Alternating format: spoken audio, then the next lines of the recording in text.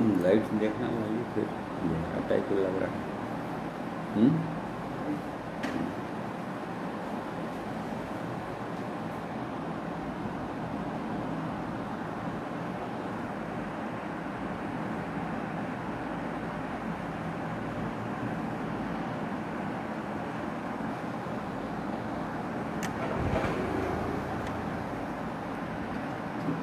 वैसे तो नहीं लग जाएगा, क्या नहीं।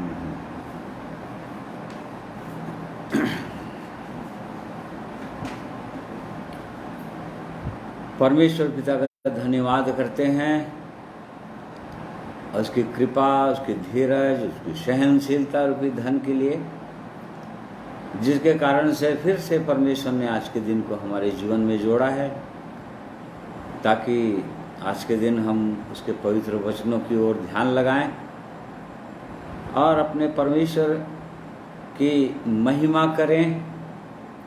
और इस कारण से उसने सुंदर अवसर दिया, परमेश्वर का धन्यवाद करते हैं।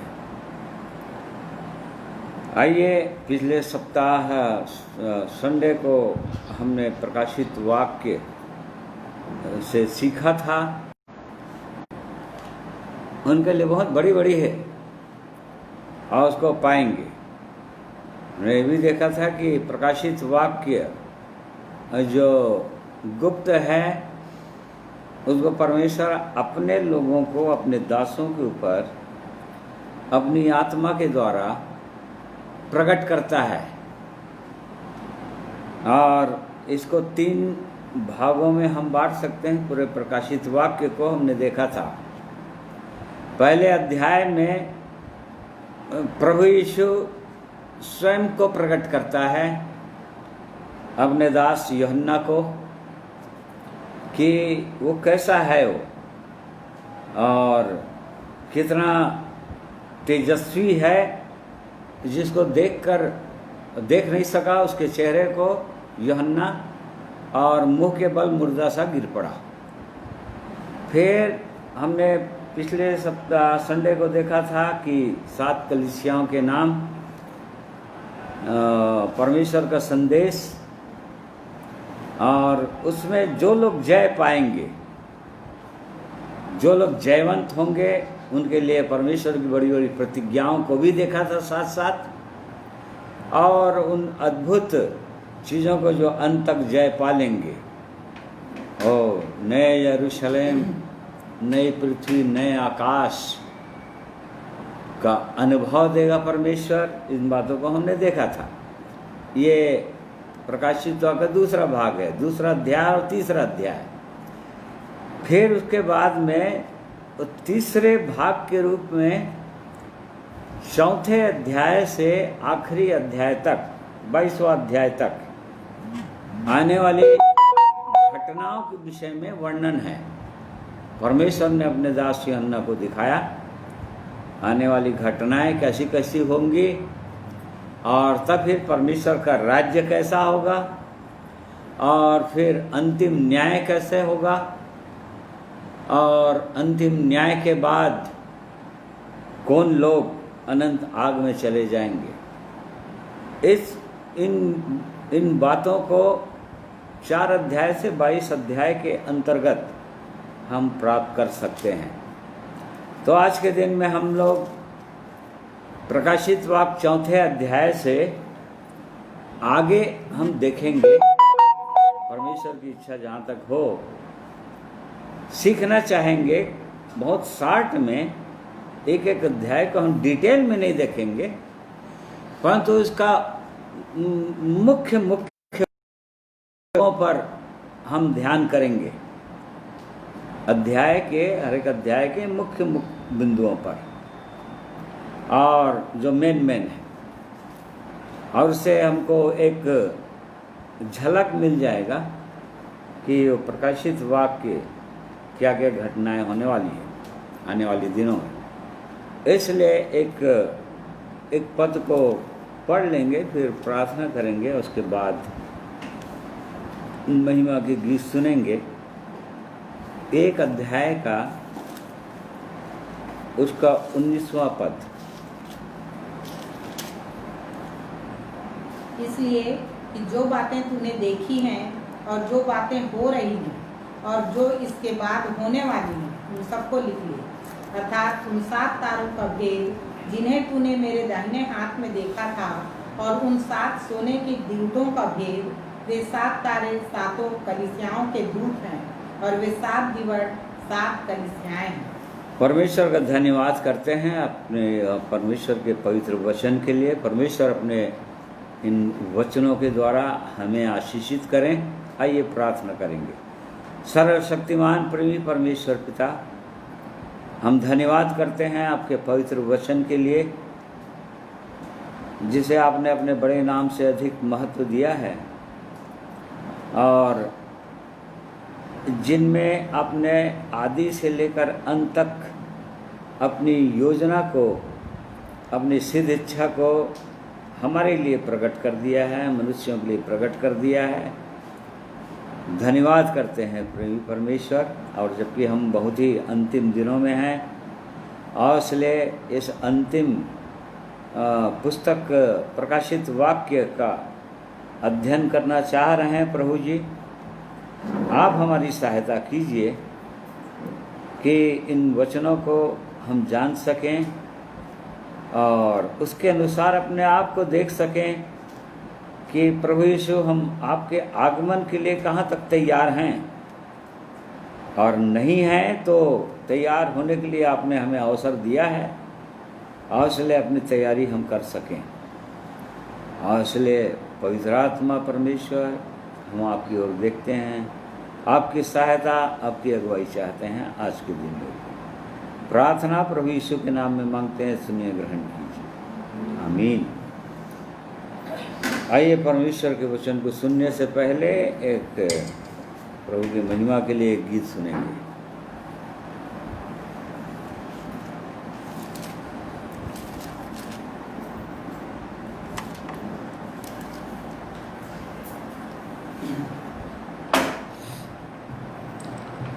आप सबों को जय मसीह की। मैं भी परमेश्वर पिता का धन्यवाद देता हूँ कि उसने मुझे आज के दिन को दिखाया है और संभाल के रखा है और भला चंगा रखा है। ये परमेश्वर पिता का प्रेम है, इसलिए मैं उस परमेश्वर पिता का धन्यवाद करता हूँ। ये गीत के द्वारा मैं परमेश्वर पिता की स्तुति करना चाहता हूँ।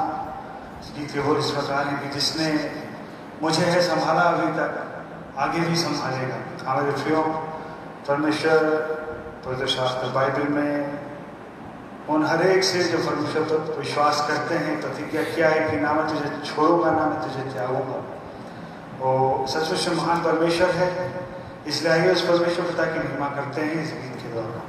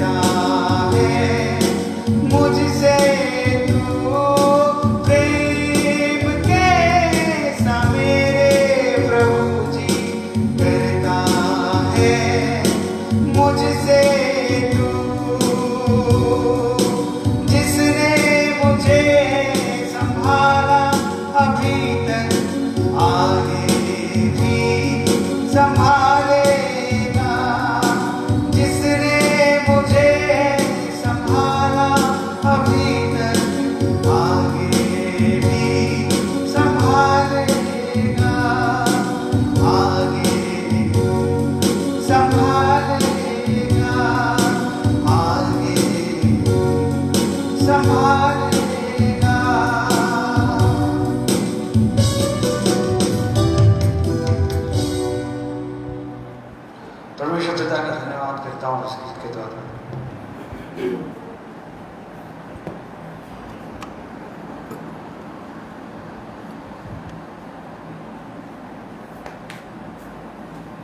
सुंदर गीत के लिए धन्यवाद करते हैं, अपने उस परमेश्वर के लिए धन्यवाद करते हैं, जीवन के मार्ग में चलने में सहायता कर रहे हैं। और हमारा पूरा विश्वास है, पूरा भरोसा है कि आगे अंत तक वो अपनी प्रतिज्ञाओं के अनुसार हमें संभालेंगे। इसलिए आज के दिन में हम आगे बढ़ेंगे प्रकाशित वाक्य 4 अध्याय से, इसका हम ध्यान करेंगे। यहाँ पर हेडिंग में लिखा है स्वर्ग में आराधना, और इसके बाद एक पद से पढ़िए, 4 अध्याय के 1 पद। इन बातों के बाद जो मैंने दृष्टि की तो क्या देखता हूँ कि स्वर्ग में एक द्वार खुला है, और जिसको मैंने पहले तुम्हीं के से शब्द से अपने साथ बातें करते सुना था, वही कहता है कि यहाँ ऊपर आ जा, और मैं वे बातें तुझे दिखाऊंगा जिनका इन बातों के बाद पूरा होना अवश्य है। हाँ, देखिए यहाँ पर यूहन्ना जब इन सब चीज़ों को जब देख रहा था, और जब लिख लिया इन सब बातों को, और तब स्वर्ग से एक शब्द सुनाई दिया उसको, यहाँ ऊपर आ, और मैं वे बातें तुझे दिखाऊंगा जिनका इन बातों के बाद पूरा होना अवश्य है। और तब वो आत्मा में ऊपर उठा लिया गया, क्योंकि ये बात जो भी बातें लिखी हैं इसके बाद प्रकाशित वाक्य में एक एक बात पूरी होंगी, जैसा अब तक होता चला आया है। और तब फिर जब ऊपर उठाया गया, तब दूसरे पद में हम पढ़ते हैं कि वहाँ पर एक सिंहासन देखा, स्वर्ग में सिंहासन देखा, और इस सिंहासन पर किसी को बैठे हुए देखा। और तब फिर और चारों प्राणियों को देखा, 24 सिंहासन देखे, और 24 प्राचीनों को उसने देखा, और उस पर बैठे हुए, और उसका मुख्य जो स्वर्ग में था या स्वर्ग में होगा, जब स्वर्ग चले जाएंगे तो यहाँ पर स्वर्ग में आराधना हो रही, हम ये इस चीज़ को देख रहे हैं। तो ये 8वां पद से पढ़िए। और चारों प्राणियों के 6 पंख हैं, और चारों ओर और भीतर आँखें ही आँखें हैं, और वे रात दिन बिना विश्राम किए यह कहते रहते हैं कि पवित्र पवित्र पवित्र प्रभु परमेश्वर सर्वशक्तिमान, जो था और जो है और जो आने वाला है। हाँ, देखिए इस प्रकार से वहाँ पर अपने उस सिंहासन पर बैठे हुए परमेश्वर की ये लोग आराधना कर रहे हैं दिन और रात बिना विश्राम किए। तो वहाँ पर आराधना ही होती रहेगी अपने जीवित परमेश्वर की, उसके संतों के द्वारा, जिस प्रकार से उस समय हो रहा था, वो जैसा दिखाया गया उसको, और वैसे ही होगा आगे चलकर। जो लोग इस योग्य ठहरेंगे कि उसका आनंद लें, स्वर्ग में जाएं, वो लोग भी परमेश्वर की स्तुति और प्रशंसा करते ही रहेंगे। पवित्र पवित्र पवित्र, क्योंकि वो परमेश्वर पवित्र है और स्तुति के योग्य परमेश्वर है। और वहाँ पर ये स्वर्गदूत लोग, जैसे कि यशाया एक बार दर्शन देखा था, यशाया 6 अध्याय में है, उसको हम नहीं पढ़ेंगे, परंतु वहाँ पर देखा था कि करूब लोग अपने आँखों को सिर झुकाए हुए, अपने आँखों को बंद किए हुए उस परमेश्वर को सिंहासन पर बैठे हुए, वो लोग भी पवित्र पवित्र पवित्र उसकी आराधना कर रहे थे।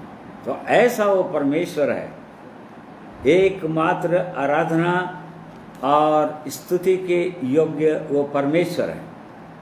तो यहाँ पर स्वर्ग में यही काम होगा, जाएंगे तो। इसलिए परमेश्वर हमको अभी यहीं पृथ्वी पर अपने लोगों को, उद्धार पाए हुए लोगों को, वो कैसे आराधना क्या है, कैसे आराधना करना चाहिए, वो कितना पवित्र परमेश्वर है और उसकी दृष्टि में हम क्या हैं कि हम उसको कुछ दे सकें। यहाँ पर आगे हम इसमें पढ़ते हैं 10वां पद पढ़िए। तब 24 प्राचीन सिंहासन पर बैठने वाले के सामने गिर पड़ेंगे और उसे जो युगान युग जीवता है प्रणाम करेंगे और अपने अपने मुकुट सिंहासन के सामने यह कहते हुए डाल देंगे कि हे हमारे प्रभु और परमेश्वर, तू ही महिमा और आदर और सामर्थ्य के योग्य है, क्योंकि तू ही ने सब वस्तुएं सृजी और वे तेरी ही इच्छा से थी और सृजी गई। हाँ, देखिए वहाँ पर संत लोग की इस योग्य हम नहीं हैं। हे परमेश्वर, इसकी योग्य तो तू ही है, क्योंकि तू ही ने हमको वो शक्ति दिया था जिसके कारण से हम इस योग्य ठहरे कि आपका दर्शन कर पा रहे हैं, आपकी आराधना कर पा रहे हैं स्वर्ग में आकर। इसलिए ये लोग यहाँ तक अपने मुकुटों को भी उसके सामने डाल देंगे। और आदर और सामर्थ्य के योग्य है और तू ही ने हमको दिया था, तेरा ही सब कुछ है, हमको उसको दे देना है, उसके सामने डाल देना है, निछावर कर देना है और उसी को आराधना बोलते हैं। फिर 5वें अध्याय के अंदर हम देखते हैं कि मुहरबंद पुस्तक है और मेमना है। और तब जब यूहन्ना ने देखा कि, पढ़िए उसको एक पद से, और जो सिंहासन पर बैठा था, मैंने उसके दाहिने हाथ में एक पुस्तक देखी जो भीतर और बाहर लिखी हुई थी और वह 7 मुहर लगाकर बंद की गई थी। फिर मैंने एक बलवंत स्वर्गदूत को देखा जो ऊंचे शब्द से यह प्रचार करता था कि इस पुस्तक के खोलने और उसकी मुहरें तोड़ने के योग्य कौन है। हाँ, देखिए उसके पुस्तक को खोलने और उसकी मुहरें तोड़ने के योग्य कौन है। और तब फिर 5 पद में हम पढ़ते हैं, और रो रहा था वो कि कोई नहीं यहाँ पर खोलने के लिए। और तब उसको आवाज आया कि मत रो। 5वां पद, तब उन प्राचीनों में से एक ने मुझसे कहा, मत रो, देख यहूदा के गोत्र का वह सिंह जो दाऊद का मूल है उस पुस्तक को खोलने और उसकी 7 मुहरें तोड़ने के लिए जयवंत हुआ है। हाँ, तब और मैंने उस सिंहासन और चारों प्राणियों और उन प्राचीनों के बीच में मानो एक वध किया हुआ मेमना खड़ा देखा। उसके 7 सिंह और 7 आंखें थीं। ये परमेश्वर की 7 आत्माएं हैं जो सारी पृथ्वी पर भेजी गई हैं। हाँ, बस तो यहाँ पर उसको दिखाया गया यूहन्ना को कि एक है जो जयवंत हो गया है पृथ्वी पर और छुड़ा को अपने भाइयों और बहनों को, जो लोग शैतान के बंधन में थे, पूरी रीति से शैतान उनको जकड़ कर रखा हुआ था, उनको अपने घर जाने नहीं दे रहा था, परंतु वो मुहर को खोलने के लिए, उनको वहाँ से निकालने के लिए एक जयवंत हुआ है। वो कौन है? हमने देखा यहाँ पर यहूदा के गोत्र का वहाँ सिंह है जो दाऊद का मूल है। उस पुस्तक को खोलने और उसकी 7 मुहरें तोड़ने के लिए जयवंत हुआ है। ये यहूदा के गोत्र का सिंह जयवंत हो गया है। ये है कौन? लेकिन यहाँ पर सिंह है बोल रहा है। और तब फिर 6वें पद में हम पढ़ रहे हैं कि मानो एक वध किया हुआ मेमना खड़ा देखा। वो उधर सिंह देखा पहले, फिर एक वध किया हुआ मेमना देख रहा है। ये कौन है? ये सिंह कौन है, मेमना कौन है? दोनों प्रभु यीशु ही है। प्रभु यीशु यहूदा गोत्र का सिंह कहलाता है और वो वध किया हुआ मेमना है। अर्थात जब उसको मुहरे तोड़ना था वो सिंह है, और इस कारण से अपने लोगों को वो हिम्मत देने के लिए बोलता है, हिम्मत बंधाने के लिए बोलता है कि तुम्हारा भी वो यहूदा गोत्र का सिंह है, इसलिए सिंह के समान निडर रहो। जब शैतान का सामना करो इस संसार में, जब वो हमारे सामने आता है तो वहाँ पर सिंह बन जाओ, यहूदा गोत्र का सिंह, और उसको लताड़ दो। और जब मिनिस्ट्री में जाते हो, जब लोगों के बीच में हम जाते हैं, व्यवहार करते हैं लोगों के साथ, तब वहाँ पर वध किया हुआ मेमने के समान बन जाओ, अर्थात नम्र और दीन। शैतान के सामने नम्र और दीन नहीं बनना है, परंतु और लोगों के सामने, पापों में खोए हुए डूबे हुए लोगों के सामने, उनसे जब हम बातें करते हैं तो वहाँ पर हमारे जीवन में, परमेश्वर के लोगों के जीवन में वो मेमने का स्वभाव होना चाहिए, ये बोल रहे हैं यहाँ पर। तो सिंह कब बनना है, मेमना का स्वभाव कब हमको प्रकट करना है अपने जीवन में, यहाँ पर हम देख सकते हैं। और तब 8वां पद से पढ़िए।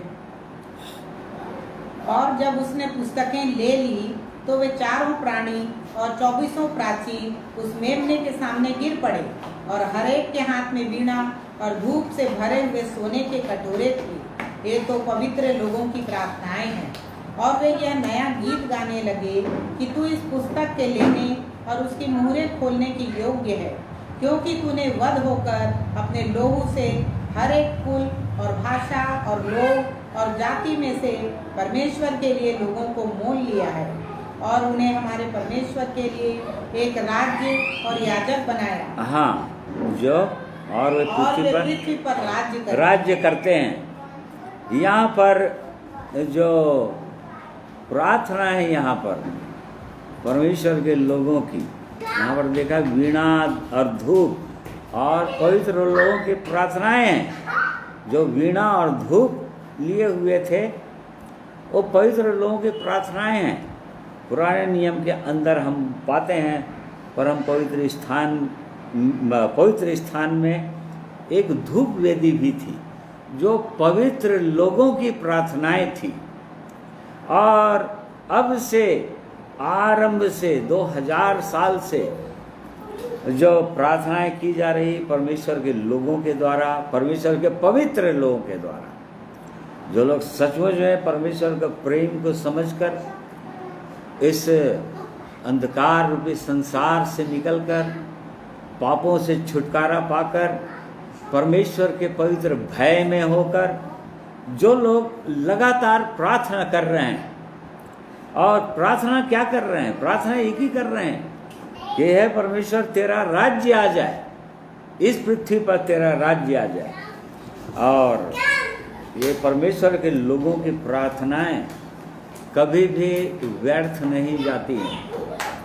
परमेश्वर ध्यान धर कर अपने लोगों की प्रार्थनाओं को सुनता है।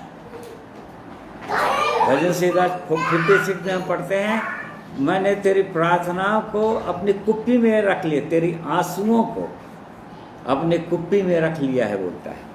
तो इस प्रकार से निश्चित रूप से ये परमेश्वर का राज्य इस पृथ्वी पर आ जाएगा, और उसके लोग, वो याजक अपने लोगों को याजक बनाता है, याजक बोलता है। अभी नए नियम के अंदर अपने लोगों को, उद्धार पाए हुए लोगों को वो याजक बोलता है, याजकों का समाज बोलता है। ये हम याजकों का समाज बन गए, जो लोग इस उद्धार का अनुभव कर लिए, पापों की क्षमा और छुटकारे को प्राप्त कर लिए, और याजकों का समाज बन गए। और उसके बाद एक दिन प्रभु यीशु के साथ इसी पृथ्वी पर राज्य भी करेंगे, और इस बात को यहाँ पर दिखा रहा है।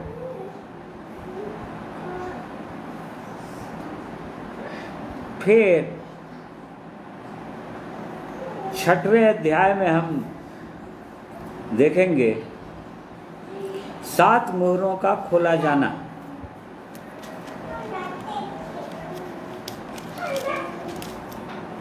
अब यहाँ पर दूसरा पद पढ़िए। और मैंने दृष्टि की और देखो एक श्वेत घोड़ा है और उसका सवार धनुष लिए हुए है और उसे एक मुकुट दिया गया और वह जय करता हुआ निकला कि और भी जय प्राप्त करे। हाँ, देखिए, पहला मुहर जैसे खुला उसने देखा कि उन 7 मुहरों को खोलने के बाद मतलब पहला घोड़ा आ रहा है, और तब एक श्वेत घोड़ा देखा बोल रहा है, और उसका सवार धनुष लिए हुए है और उसे एक मुकुट दिया गया और वह जय करता हुआ निकला कि और भी जय प्राप्त करे।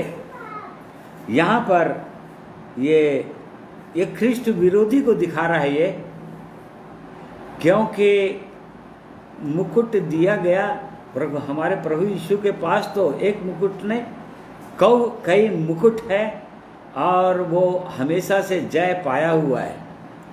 तो यहाँ पर ख्रिस्ट विरोधी होगा जो प्रभु यीशु के रूप में लोगों को धोखा देगा, इस्राएलियों को धोखा देगा, इस्राएल देश के लोगों को धोखा देगा। वो लोग समझेंगे कि ये श्वेत घोड़ा में आ रहा है, अर्थात ये हमारा मसीहा है जिसका हम अब तक इंतजार करते आ रहे हैं, वो आ गया।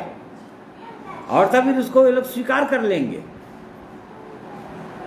कि ये हमारा मसीह है, और उसके बाद तो उसको स्वीकार करेंगे, ग्रहण करेंगे, उनके साथ वो वाचा बांधेगा 7 साल के लिए। इस प्रकार से आगे और उसमें दिया हुआ है। फिर परंतु वो एंटी क्राइस्ट होगा, प्रभु यीशु नहीं होगा, वो ख्रिस्ट विरोधी होगा। इस बात को हमको समझने की आवश्यकता है। जो धोखा देगा, और इस्राएली लोग, यहूदी लोग धोखा खा जाएंगे। जब 3.5 साल जब बीत जाएगा तब उनकी आंखें खुलेगी, और तब वो लोग छाती पीट पीट के रोएंगे और कहेंगे कि ये हमारा मसीह नहीं है, जिसको हमने बेधा था, जिसको हमने सूली पर चढ़ाया था, वो हमारा मसीह था। और इस प्रकार से बहुत फुट फुट कर रोएंगे। फिर दूसरी मुहर देखिए, 3रा पद। और जब उसने दूसरी मुहर खोली तो मैंने दूसरे प्राणी को यह कहते सुना कि आ। फिर एक और घोड़ा निकला जो लाल रंग का था, उसके सवार को यह अधिकार दिया गया कि पृथ्वी पर से मेल उठा ले, ताकि लोग एक दूसरे को वध करें, और उसे एक बड़ी तलवार दी गई। हाँ, यहाँ पर वो एक घोड़ा, लाल घोड़ा दिखा रहा है जो पृथ्वी पर से मेल उठा लेगा। अर्थात जैसा प्रभु यीशु ने कहा, लोग जाति पर जाति, राज्य पर राज्य, एक देश दूसरे देश पर लड़ाई करेगा, वहाँ पर शांति रहेगी ही नहीं। मेल खत्म हो जाएगा, लोग एक दूसरे को मारने लग जाएंगे, बद्ध करने लग जाएंगे, कहीं पर भी शांति नहीं होगा। ये लाल घोड़ा इस बात को यहाँ पर दर्शा रहा है। फिर उसके बाद 5वां पद। और जब उसने तीसरी मुहर खोली तो मैंने तीसरे प्राणी को यह कहते सुना कि आ। और मैंने दृष्टि की और देखो एक काला घोड़ा है और उसके सवार के हाथ में तराजू है। और मैंने उन चारों प्राणियों के बीच में से एक शब्द यह कहते सुना कि दिनार का सेर भर गेहूं और दिनार का 3 सेर जौ और तेल और दाखरस की हानि न करना। पर तेल और दाखरस की हानि नहीं करना। यहाँ पर तीसरा घोड़ा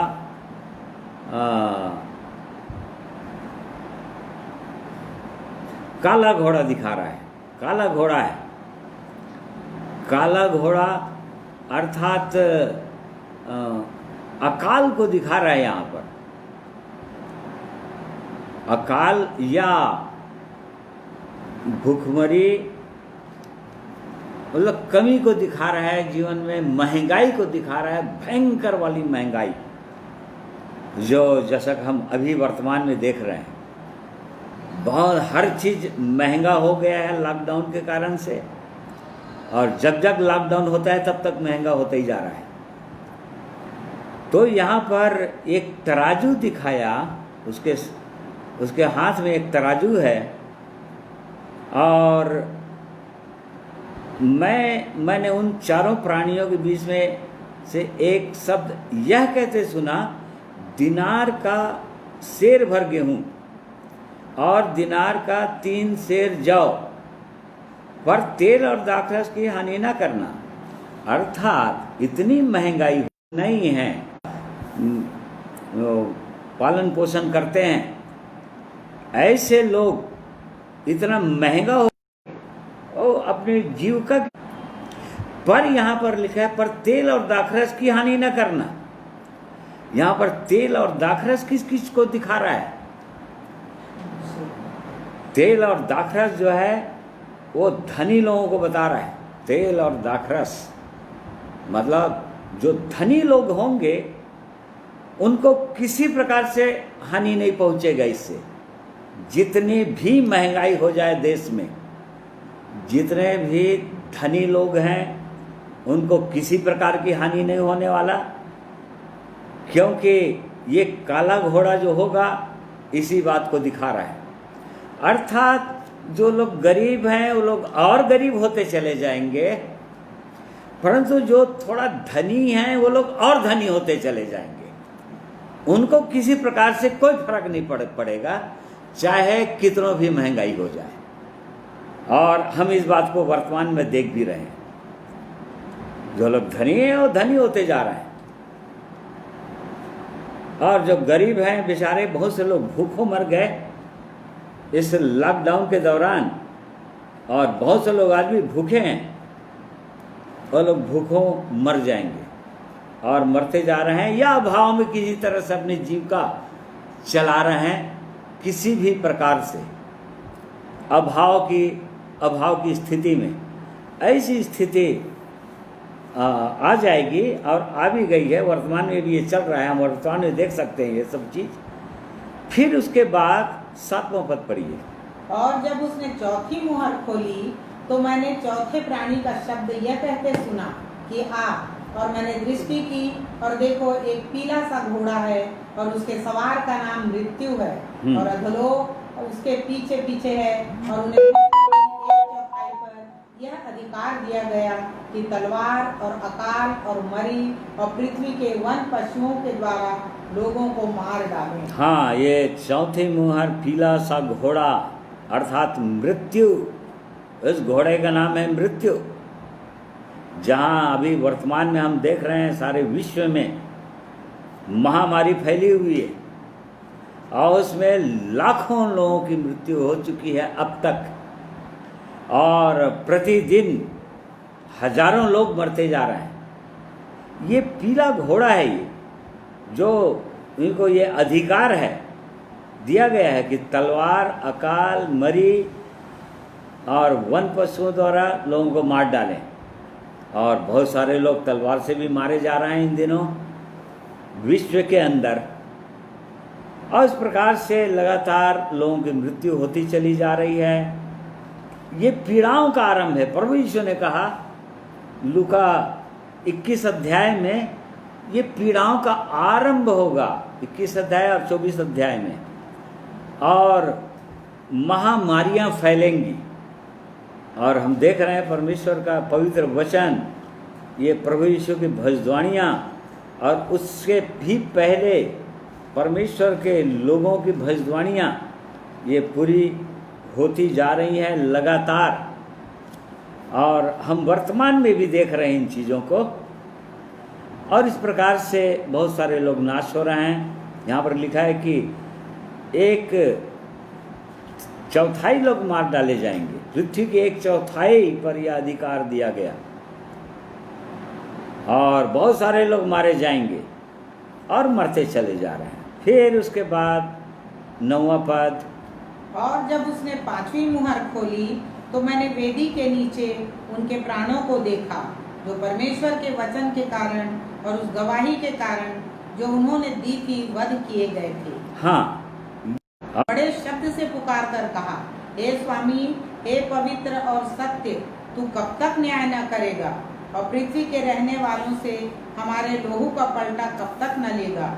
और उनमें से हरेक को श्वेत वस्त्र दिया गया और उनसे कहा गया कि और थोड़ी देर विश्राम करो, जब तक कि तुम्हारे संगी दास और भाई जो तुम्हारी नाई वेद वध होने वाले हैं उनकी भी गिनती पूरी न हो। हाँ, यहाँ पर कुछ लोग परमेश्वर के वचन के कारण और परमेश्वर की गवाही देने के कारण से, सत्य मार्ग में, पवित्र मार्ग में चलने के कारण से वध किए गए हैं। ये लोग सब पुराने नियम के संत लोग हैं। जैसे प्रभु यीशु ने कहा मत्ती 23 अध्याय के अंदर कि हाबिल के लहू से जकरिया के लहू तक जो वेदी और मंदिर के बीच में घात किए गए, उनके लहू का पलटा मैं इसी समय के लोगों से लूँगा। तो ये लोग जो वध किए हुए लोग हैं, ये पुराने नियम के संत लोग हैं। जो लोग स्वर्ग पहुंच चुके हैं और बार बार परमेश्वर के सामने, प्रभु के सामने पुकार रहे हैं कि हमारे लहू का बदला कब लिया जाएगा। हाबिल का लहू आज भी बातें कर रहा है, पुकार रहा है पृथ्वी पर, से लिखा हुआ है उत्पत्ति 4 अध्याय के 6 पद। हाबिल का लहू पुकार रहा है। तो इस प्रकार से जितने लोग वध किए गए हैं पवित्र जीवन जीने के कारण से, परमेश्वर के पवित्र वचन के कारण से मार डाले गए, ये वे लोग हैं। और तभी उनको कहा गया कि और थोड़ी देर ठहरो, तुम्हारे ही नहीं और भी बहुत सारे लोग हैं जो वध होने वाले हैं क्लेश काल के अंतर्गत, महाक्लेश काल के अंतर्गत। और तब फिर उनकी भी गिनती पूरी हो जाएगी और तब तुम्हारा पलटा ले लिया जाएगा। तो इस प्रकार से ये वे लोग हैं 9वें अध्याय 10 से 11वें अध्याय तक जो हम लोग पढ़ रहे हैं। फिर उसके बाद 12वें अध्याय में 12वें पद में हम देखते हैं 6वीं मुहर खोली गई और उसमें फिर बहुत सारी बातें हुई, बहुत भूकंप हुआ, चंद्रमा लहू हो गया, फिर आकाश के तारे पृथ्वी पर ऐसे गिर पड़े जैसे बड़ी आंधी से हिलकर अंजीर के पेड़ में से कच्चे फल झड़ते हैं। आकाश सरक गया और पहाड़ और टापू अपने अपने स्थान से टल गया। और इस प्रकार से बहुत सारे लोग पहाड़ों की खोहों में और चट्टानों में जा छिपे कि हमको किसी प्रकार से मेमने के प्रकोप से छिपा लो, मेमने के प्रकोप से छिपा लो, क्योंकि उनके प्रकोप का भयानक दिन आ पहुंचा है। अब कौन ठहर सकता है। तो इस प्रकार से उनके लहू का इस प्रकार से बदला लेगा परमेश्वर लोगों को, जो आज प्रभु के लोगों को सताते हैं, यहाँ तक मार डालते हैं, परंतु उनका बदला वो परमेश्वर लेने वाला है। तो यहाँ पर ये बाइबल जो है प्रकाशित वाक्य, यहाँ पर ऐसा लगता है कि ये तो नहीं होगा, क्योंकि ख्रिस्ट विरोधी का अभी काल तो आया नहीं है, क्योंकि इसके बाद आएगा। तो एक्चुअल में ये सीक्वेंस में नहीं लिखा गया है, ये प्रकाशित वाक्य या क्रम से परमेश्वर ने अपनी आत्मा के द्वारा ऐसा नहीं लिखवाया। अलग अलग एक झलक झलक के रूप में ऐसी ऐसी घटनाएं होने वाली है। इस बात को परमेश्वर ने दिखा दिया, लिखवा दिया अपने संत से कि, परंतु ये सीक्वेंस नहीं है, क्रम से नहीं है ये, इसलिए इसे कभी भी क्रम से ना समझे। फिर उसके बाद में 7 जिनके माथे पर मुहर दी गई थी, ये कौन लोग हैं? ये तीसरा पद पढ़िए। 7 अध्याय का। जब तक हम अपने परमेश्वर के दासों के माथे पर मुहर न लगा दें, तब तक पृथ्वी और समुद्र और पेड़ों की हानि न पहुंचाना। और जिन पर मुहर दी गई, मैंने उनकी गिनती सुनी कि इस्राएल की संतानों के सब गोत्रों में से 1,44,000 पर मुहर दी गई। हाँ, तो ये 12 गोत्र इस्राएल के थे और उन सब गोत्रों के अनुसार से ये गिनती लिखी गई है, परंतु ये भी गिनती एकदम एक्चुअल गिनती नहीं है, ये सिंबॉलिक वे में है, प्रतीकात्मक है बाइबल पूरी रीति से। एग्जैक्ट ये यही गिनती होगा ऐसा नहीं है। तो यहाँ पर ये जो इस्राएल देश में जो बचे हुए लोग हैं, यहाँ से वो ख्रिस्त विरोधी का आगमन हो जाएगा लग रहा है, मतलब क्लेश काल आरंभ हो जाएगा। और तब जो इस्राएल देश के अंदर अभी भी परमेश्वर के भय मानने वाले लोग हैं, बहुत सारे लोग हैं जो परमेश्वर का भय मानते हैं, और यहूदियों की, इसराइलियों की कलीसिया भी है, इसराइलियों की भी कलीसिया है, बहुत बड़ी बड़ी कलीसियाएं बन चुकी हैं इसराइलियों की। ये लोग, ये वे लोगों को दिखा रहा है। ये 7वां अध्याय और 2 भाग में है, 1 अध्याय से 1 पद से 8 पद तक, फिर उसके बाद में 9 पद से आखिरी पद तक हम देखेंगे। तो यहाँ पर वे लोग हैं, इस्राएल के लोग हैं, जिनको मुहर दी जाएगी उनके माथे पर, ताकि इनकी हानि ना हो। ये लोग परमेश्वर के लोग हैं जो परमेश्वर का भय मानते हैं, जो परमेश्वर की इच्छाओं के अनुसार चलते हैं, उनकी संख्या है ये। और वो भी एकदम एग्जैक्ट संख्या है हम नहीं कह सकते, क्योंकि ये पूरी रीति से बाइबल प्रतीकात्मक रूप में लिखी गई है, सिग्निफाइड रूप में लिखी गई है। और इसलिए फिर दूसरा झुंड को हम यहाँ पर देख रहे हैं, फिर 9 पद से आगे। इसके बाद मैंने दृष्टि की और देखो, हर एक जाति और एक ऐसी बड़ी भीड़ जिसे कोई गिने वस्त्र पहने और अपने हाथों में खजूर की डालियां लिए हुए सिंहासन के सामने और मेमने के सामने खड़ी हैं। हाँ, देखिए, ये फिर एक और बड़ी भीड़ दिखाया परमेश्वर ने उसको, यूहन्ना को, और वो बोल रहा है कि फिर इसके बाद मैंने एक और बड़ी भीड़ देखी। फिर यहाँ पर लिखा है कि हर एक जाति और कुल और लोग और भाषा में से, ये ऊपर केवल इस्राएलियों की संख्या थी, वो 12 गोत्रों की, परंतु यहाँ पर हर कुल, हर जाति और हर भाषा में से एक बहुत बड़ी भीड़, जिसको कोई गिन भी नहीं सकता था, अर्थात अनगिनत संख्या होगी वहाँ पर, श्वेत वस्त्र पहने हुए और हाथों में खजूर की डालियाँ लिए हुए सिंहासन के सामने खड़े हुए दिखाया उसको। ये भीड़, ये लोग कौन लोग थे? लोग 13 पद पढ़िए। इस पर प्राचीनों में से एक ने मुझसे कहा, ये श्वेत वस्त्र पहने हुए कौन है और कहाँ से आए हैं? मैंने उससे कहा, हे स्वामी, तू ही जानता है। उसने मुझसे कहा, ये वे हैं जो उस बड़े क्लेश में से निकल कर आए हैं। इन्होंने अपने अपने वस्त्र मेमने के लोहू में धोकर श्वेत किए हैं। हाँ, देखिए, ये एंटी क्राइस्ट के राज्य के समय में ये कलीसिया का वर्णन कर रहा है। कलीसिया के लोग रहेंगे उस समय, कलीसिया सताव में जाएगी और उस समय बहुत सारे लोग वध किए जाएंगे। जो हम 6 अध्याय का 9 पद से 5वीं मुहर के विषय में हमने पढ़ा था कि पुराने नियम के संत लोग बोल रहे हैं कि हमारा न्याय कब होगा, हमारा लहू का बदला कब लिया जाएगा। और तब उसको कहा गया था, थोड़ी देर और विश्राम करो, जब तक कि तुम्हारे संगी दास और भाई तुम्हारे समान बद्ध होने वाले हैं, उनकी भी गिनती पूरी। तो ये वो गिनती होगी जो ख्रिस्ट विरोधी के समय में, एंटी क्राइस्ट के राज्य में, कलीसिया के लोग, बहुत सारे लोग वध किए जाएंगे, मारे जाएंगे, और जो लोग प्रभु के वचन और गवाही में स्थिर रहेंगे, ये उनकी गिनती होगी।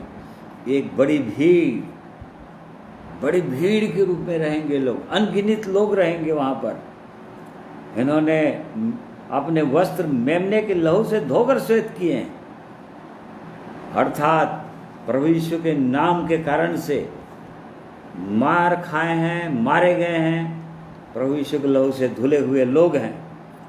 और ये लोग श्वेत वस्त्र इनको दिया गया है। ये उनकी गिनती है, ये उनके विषय में लिखा गया है। फिर उसके बाद हम आते हैं पहला खोली तो स्वर्ग में आध घड़ी तक सन्नाटा छा गया। हाँ। और मैंने उन सातों स्वर्गदूतों को जो परमेश्वर के सामने खड़े रहते हैं देखा, और उन्हें 7 तुरियां दी गई। हाँ, फिर एक बस और एक मिनट। फिर यहाँ पर अब 7वीं मुहर और सोने का धूपदान ये दिया है।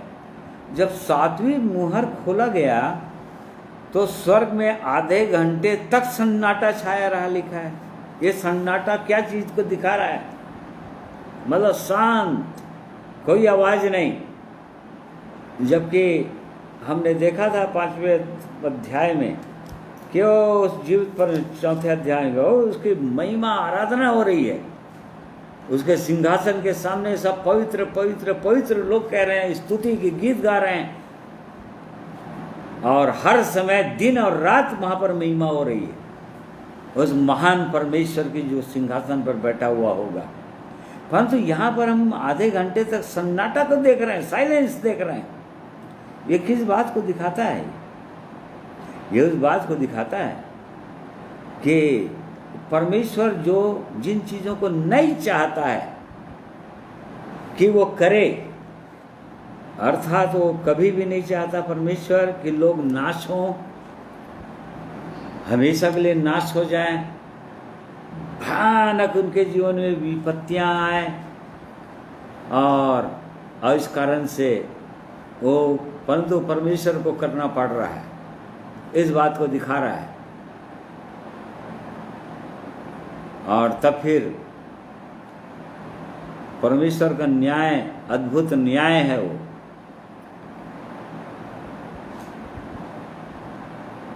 परमेश्वर को पुकारने वाले, उद्धार पाने वालों के लिए, उसके लिए हर वर्ष 165 दिन पूरा वो सुनने के लिए तैयार रहता है। परंतु जब न्याय करना होता है परमेश्वर को, तो 165 में एक दिन वो न्याय करता है। भजन यशाया 61 के दूसरे पद में लिखा हुआ है। तो ये इस बात को दिखा रहा है। फिर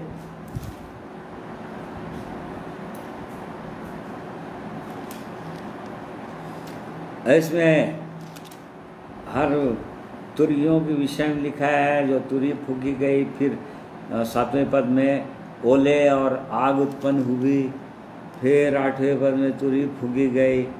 फिर एक बड़ा समुद्र डाला गया, मानो आग सा जलता हुआ एक बड़ा पहाड़ समुद्र में डाल दिया गया, और कई प्राणी मर गए।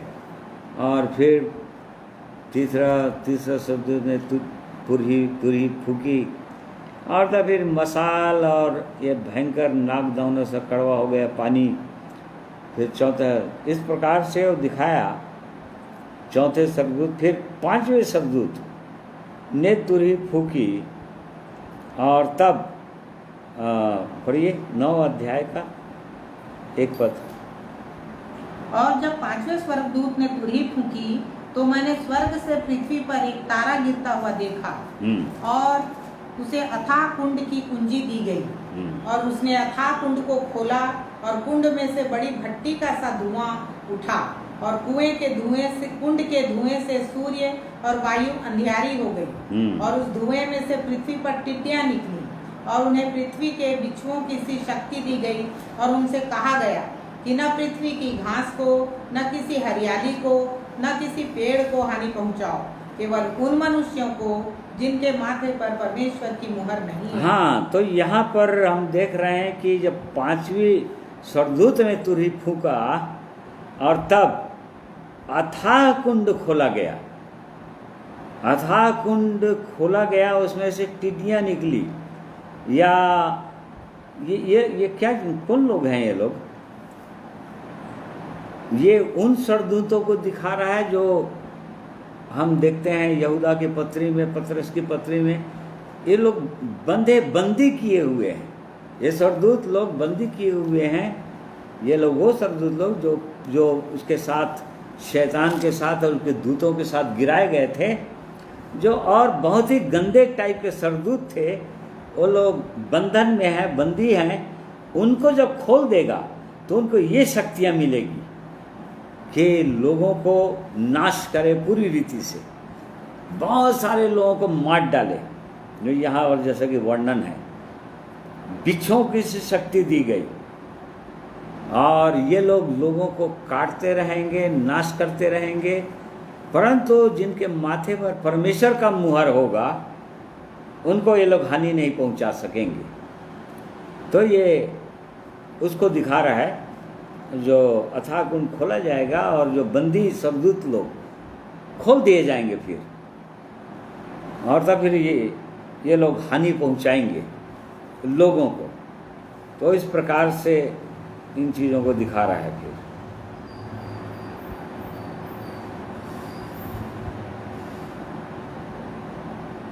और उस समय इतनी पीड़ा होगी, इतना पीड़ा होगी कि 6वें पद में लिखा हुआ है कि लोग अपनी मृत्यु को ढूंढेंगे और ना पाएंगे, और मरने की लालसा करेंगे, परंतु मृत्यु उनसे भागेगी, मर नहीं पाएंगे। मरना भी चाहेंगे तो मर नहीं पाएंगे।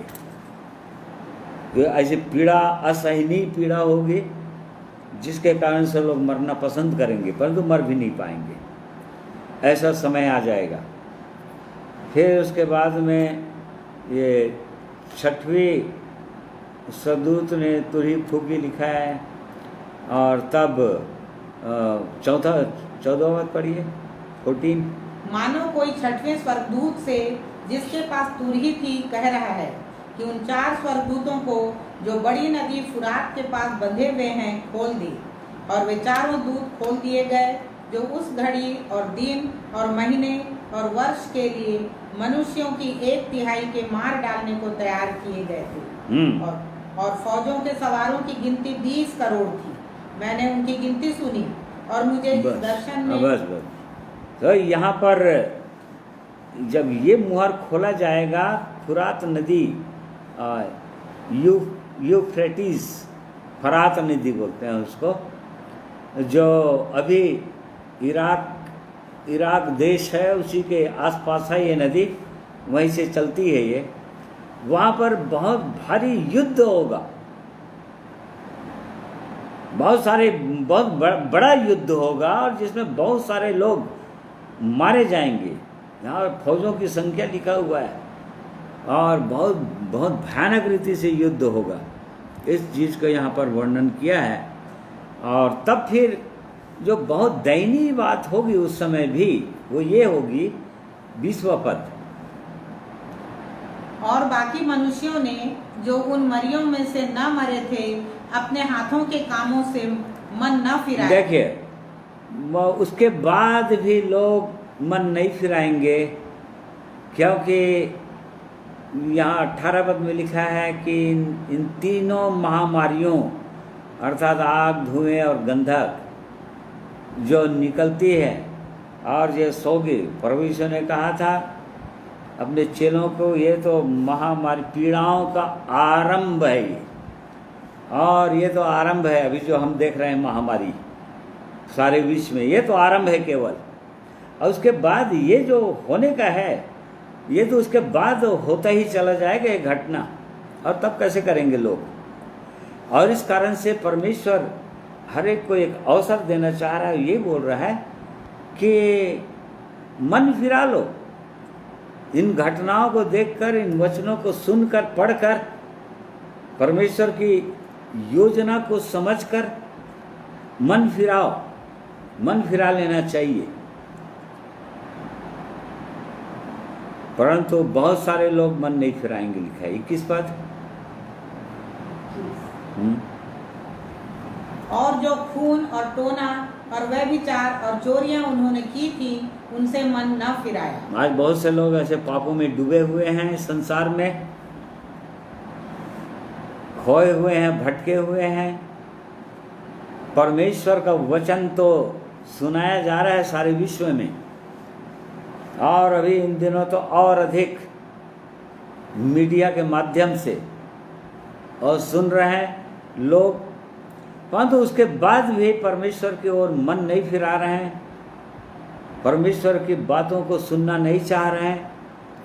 ऐसे लोग बहुत दुख उठाना पड़ेगा, क्योंकि ये उन घटनाओं का वर्णन है जो इस पृथ्वी पर होने का है अभी वर्तमान भविष्य में।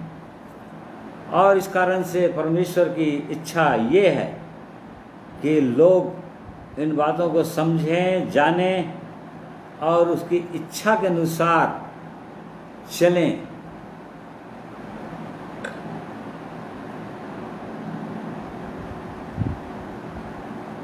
फिर एक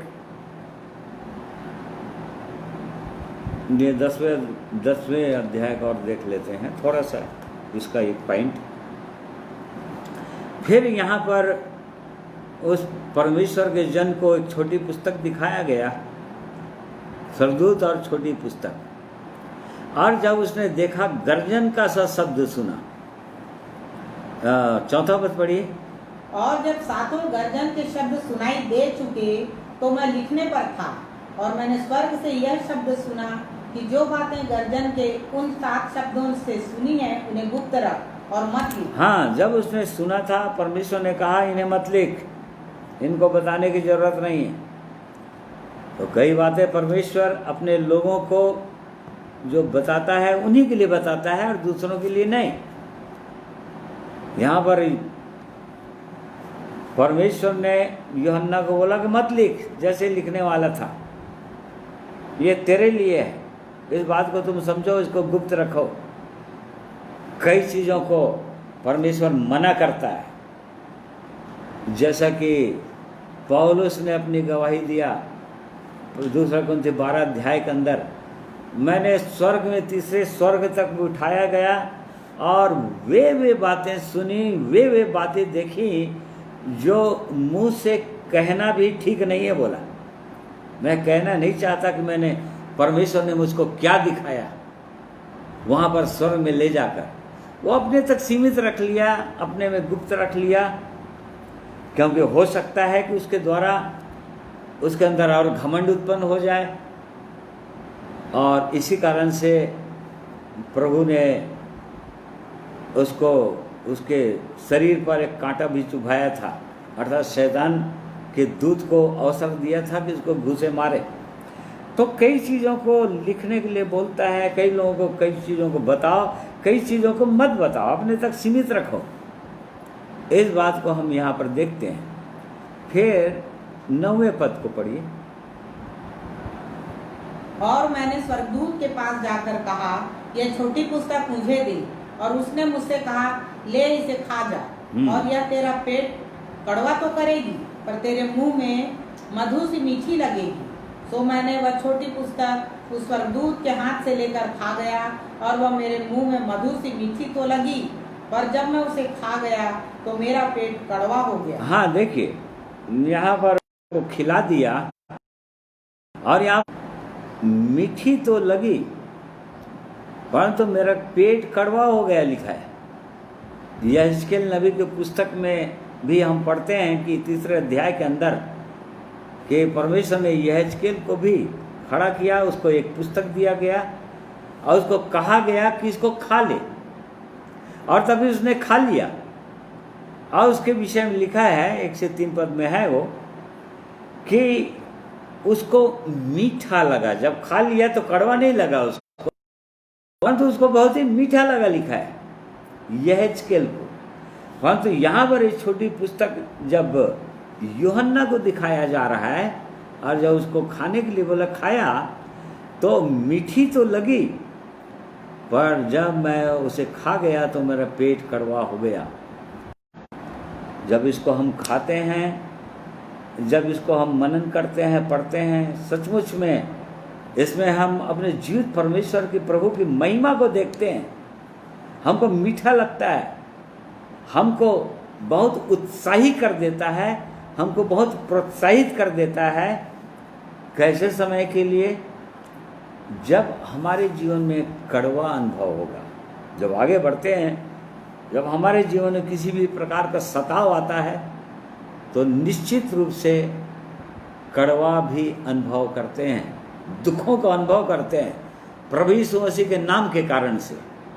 परंतु चूंकि ये पुस्तक यदि हम खा लिए हैं, यह परमेश्वर का जीवित वचन है, आत्मा की बातें हैं, और इसको जो लोग खा चुके, जिनके हृदय के अंदर ये पुस्तक है, परमेश्वर का वचन है, वो हमेशा मीठा लगेगा। हम नीति वचन में एक जगह पढ़ते हैं कि भूखों को कड़वी वस्तु भी मीठी जान पड़ती है। यदि ये भूखा व्यक्ति कोई है, सही में भूखा है, उसको कोई कड़वी वस्तु भी दे दी जाए तो भी मीठा लगेगा। परमेश्वर का वचन कई जगह हमको बहुत कड़वा लगता है, क्योंकि सीधा सीधा यदि अंधे को कहा जाए हे अंधे, तो निश्चित रूप से उसको बुरा लगेगा। और इस कारण से लोग अंधे को अंधा डायरेक्ट नहीं बोलते हैं, सूरदास बोलते हैं। परंतु परमेश्वर के वचन में ऐसा नहीं है। प्रभु यीशु ने सीधा सीधा कहा फरीसियों को, शास्त्रियों को, हे अंधों, हे फरीसियों। यूहन्ना बपतिस्मा देने वाले ने कहा, सीधा सीधा कहा, हे सांप के बच्चों। तो कड़वा तो लगता है कई बार परमेश्वर का वचन जब हम पढ़ते हैं, और यदि हम सीधा सीधा परमेश्वर के वचन को अपने हृदय के अंदर लेंगे तो हमको लगेगा जरूर कड़वा, हमको लगेगा, हमको बुरा लग सकता है। या परमेश्वर के लोग किसी वचन से हमको समझाना चाहेंगे, चिताना चाहेंगे, या हमारी बुराइयों को दिखाना चाहेंगे, तो वहां पर लग सकता है हमको कड़वा। परंतु चूंकि ये वचन मीठा है, और इस कारण से वो भी कड़वा भी हमको मीठा जान पड़ेगा, हमको अच्छा लगेगा, क्योंकि परमेश्वर उसके द्वारा हमारे जीवन को और आगे उठाना चाहेंगे, और आगे बनाना चाहेंगे, और पवित्र आत्मा रूपी तेल से हमारा अभिषेक करना चाहेंगे। ये ऐसा वचन है। पुराने नियम में हेजकल को केवल मीठा लगा था, परंतु यहाँ नए नियम के अंदर यहाँ पर कड़वा भी लगेगा बहुत। और इस कारण से, परंतु यदि कोई परमेश्वर का भूखा हो, परमेश्वर का प्यासा हो, परमेश्वर के वचन के लिए, तो कड़वी चीज भी मीठी लगने लग जाएगी। इसलिए परमेश्वर हमारी सहायता करें आज के दिन में यहीं तक। परमेश्वर यदि चाहेंगे तो आगे इस समय में आनंद कर सकते हैं, और इसलिए परमेश्वर का धन्यवाद करते हैं उसके इन पवित्र वचनों के लिए, प्रकाशित वाक्य के लिए, जो जिसको आने वाली घटनाओं के विषय में उसने अपने दास यूहन्ना को दिखाया, और उसके बाद उसने देखकर पुस्तक के रूप में उसके बाद के हर एक संतों के लिए, उसके दासों के लिए उसने रिकॉर्ड कर दिया। और आज हमारे पास ये परमेश्वर का वचन है, जिसको हम पढ़ते हैं, जिसको हम सुन रहे हैं। और इसलिए परमेश्वर इन वचनों के द्वारा हमारी सहायता करें। इन वचनों में और हम मनन कर सकते हैं व्यक्तिगत रीति से, परंतु एक झलक परमेश्वर ने हमको दिखाया कि आने वाले दिनों में क्या क्या घटनाएं होने जा रही हैं। और इसलिए परमेश्वर हम सबों को आशीषित करें। हर एक मेरे प्रिय भाइयों और बहनों को, जितने लोग आज के दिन में मेरे साथ जुड़े हुए हैं, परमेश्वर आपको बहुतायत की आशीष प्रदान करें। आइए प्रार्थना करेंगे। प्रेमी परमेश्वर पिता, हम आपका धन्यवाद करते हैं आपके पवित्र वचन के लिए, जिसके खुलने से प्रकाश होता है और भोले लोग समझ प्राप्त करते हैं। सचमुच में आपका वचन मधुर सा मीठा है, और जो लोग इस बात को समझते हैं, आपका प्रेम जिनको खींचता है, जिनको तोड़ता है, हाँ प्यारे प्रभु जी, उनको ये सब बातें मीठा ही लगता है।